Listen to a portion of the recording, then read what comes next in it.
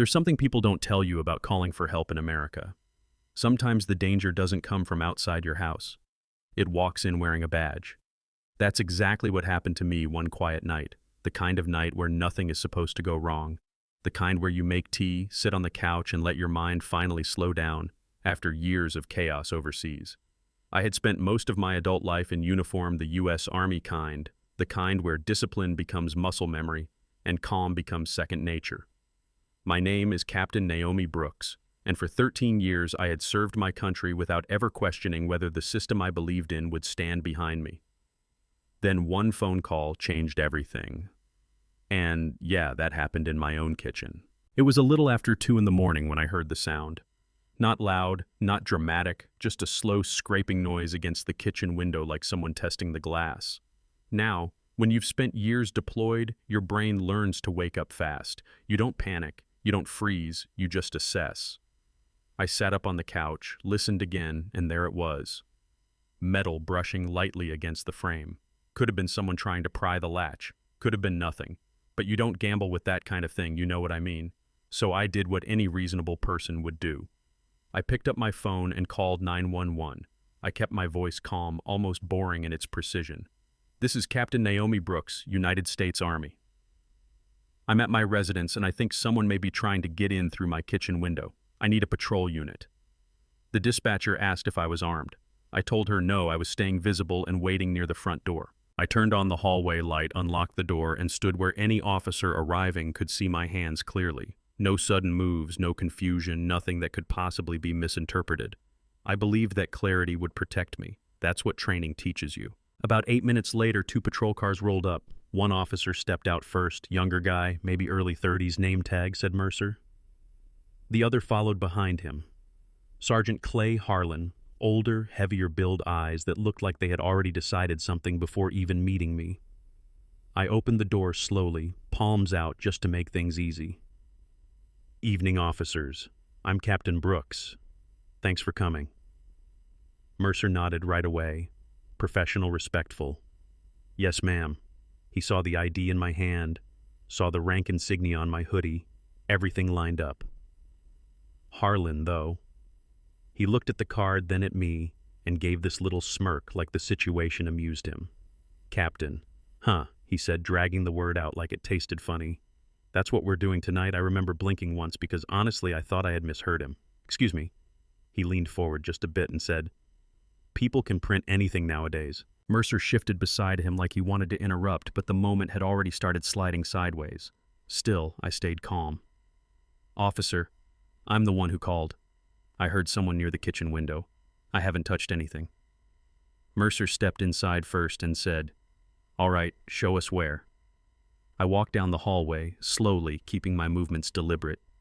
In the kitchen, the stove light was still on, and there was a pot sitting on the burner from earlier when I had made tea. It wasn't boiling anymore, just warm. I pointed toward the window. The sound came from over there by the sink. Then I reached for the pot handle to move it off the burner. 2 fingers slow motion, nothing threatening about it. That's when everything exploded. Drop it! Harlan's voice cracked through the kitchen like thunder. I jumped a little more startled than scared. It's just a pot, I said. Mercer lifted a hand. Sergeant, hold on. But Harlan had already pulled his gun. His breathing got heavy, the kind of adrenaline panic that makes a simple moment spiral. Put it down, he shouted again. I kept my voice steady. I am putting it down. And I was. The pot never lifted higher than the stove. But before Mercer could finish saying, wait, the gun went off. The sound inside that small kitchen was deafening. The bullet hit my shoulder just below the collarbone and spun me sideways into the counter. The pot crashed to the floor and hot water splashed across the tile. My legs buckled and suddenly everything felt distant, like the world had tilted off its axis. I heard ringing in my ears for half a second. Then the left side of my hearing disappeared completely. Silence. Total silence. Mercer stared at Harlan in disbelief. Jesus? Clay, what did you do? But Harlan didn't answer that question. Instead, he started building his story right away. She rushed me. She came at me with the pot. I was lying there bleeding on the floor, and the first thing I thought wasn't anger. It was confusion. I whispered, No. Mercer knelt beside me, pressing his hand near the wound, calling for medical help on his radio. Harlan paced behind him, repeating the same line over and over. She lunged. She lunged. Mercer looked up at him with a face that said he knew exactly what had just happened. "That's not what happened," he said quietly. By the time the ambulance arrived, I was drifting in and out. Paramedics rushed me to St. Catherine's Regional Hospital, where trauma surgeon Dr. Elena Voss took over. She worked fast, stabilizing the bleeding, assessing the damage. The bullet had shattered part of my clavicle and torn through critical nerves. The worst part, though, was something you can't see from the outside. The auditory nerve in my left ear had been destroyed. Permanent hearing loss. Just like that, half the sound in my world was gone. Dr. Voss documented every detail. Entry angle, burn marks, trajectory, everything. When someone has treated enough gunshot wounds, they can read the truth written inside the injury. Meanwhile, the story I told the dispatcher started making its way through channels. Because I had identified myself as an active-duty Army officer, my chain of command was notified before sunrise. By mid-morning, senior officials from Fort Ridley were already asking questions about why one of their officers had been shot in her own home. And the answer Sergeant Harlan tried to build didn't last long. See, across the narrow yard from my house lived a graduate student named Lily Grant. She had been up late studying when she heard shouting. She looked through her window and recorded part of the scene on her phone. The video showed me standing still in my kitchen, speaking calmly, explaining what I was doing. It showed Harlan shouting, escalating, and then the flash of the gun. Lily sat on that footage for a few hours, nervous about what releasing it might mean for her. Then she heard I had survived and decided the truth mattered more than the risk.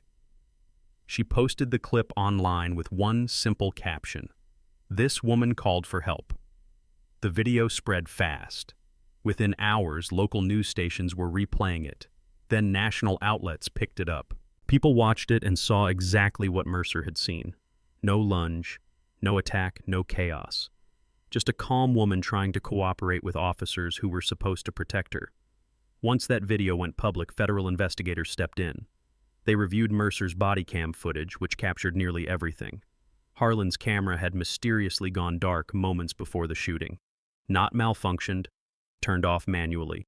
They listened to the 911 call again. They studied the timestamps, the audio, the medical report. Then they opened my military record and realized the person Harlan had treated like a threat had 13 years of honorable service, multiple commendations, and a medal for rescuing civilians during a flood response overseas. Mercer eventually sat down with investigators and told the truth about what happened that night.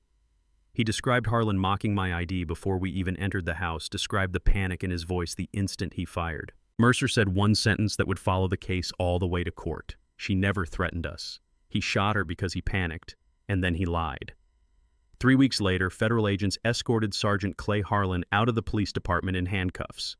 Cameras flashed, reporters shouted questions, but he didn't say a word.